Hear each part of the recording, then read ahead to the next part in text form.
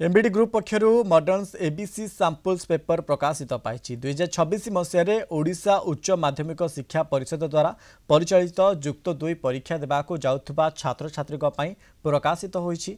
वरिष्ठ प्राणी विज्ञान प्राध्यापक तथा पूर्वतन अध्यक्ष डॉक्टर प्रभात कुमार राउतराय मुख्य अतिथि भाव जोगदे यह उन्मोचन करिसेंति। एही सैंपल पेपर्सर विशेष आकर्षण हेउछि 2025 मसीह जुक्त 2 परीक्षा सर्वोच्च नंबर रखिथिबा ओडिशार मेधावी परीक्षार्थी स्वहस्तिलिखित उत्तर खाता को छपा जाई सैंपल पेपर्स संयुक्त करा जायछि। उच्च माध्यमिक शिक्षा परिषद नूतन सिलेबस और प्रश्नपत्र ढांचारे यह प्रस्तुत करा जायछि। प्रत्येक विषय विगत 10 रु 12 वर्षर प्रश्नपत्र सहित उत्तर संभावित वस्तुनिष्ठ अति संक्षिप्त दीर्घ और संक्षिप्त प्रश्नोत्तर मध्य दिया जायछि।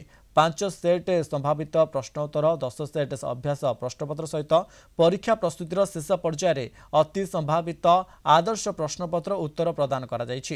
एही पुस्तक गुड़िक एवं समस्त पुस्तक विक्रेता निकट में उपलब्ध होउतबा मॉडर्न पब्लिशर जोनाल हेड प्रदीप्त कुमार मिश्र सांबादिक सम्मेलन में सूचना दैछन्ति।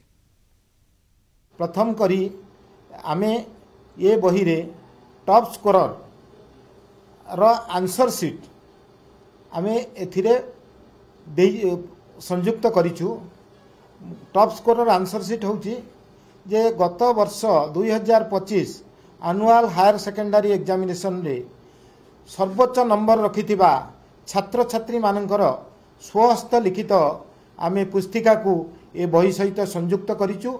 आमर विश्वास जे एथिरु निश्चित भाव रे जो माने 2026 हायर सेकेंडरी एग्जामिनेशन दबाकू जाउछंती से माने ये बहिरु निश्चित भाव रे से माने आगु को बढ़िया पाई आगु को बढ़ी पारिबे एवं ये जो आमे देइचे आंसर शीट ताकू देखी 2026 परीक्षा पाई निजको संपूर्ण प्रस्तुत करि पारिबे। ताकू मु देखुतली 4टा पॉइंट जे प्रथम दिहाइते हम 10 रु 12 वर्ष क्वेश्चन आंसर 10-12 वर्ष जोड़ा काउंसिल क्वेश्चन तार आंसर देइछंती।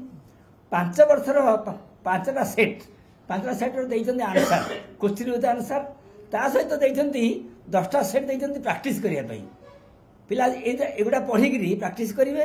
आ जब सर लास्ट कहले सेटा बढ़िया हिची जे शेष मुहूर्त रे आपन आ 10 दिन परीक्षा अछि 15 दिन अच्छी आप जोड़े सेट आप देखिए से 80-85% क्वेश्चन से पाइबे। तेणु भावुची यहाँ बहुत फलप्रद हम जो मैंने आम साधारण वर्ग छात्र ग्रामांचल जो पिला अच्छा सुविधा पाऊना कोचिंग सेंटर गोटे ब्लेसिंग्स।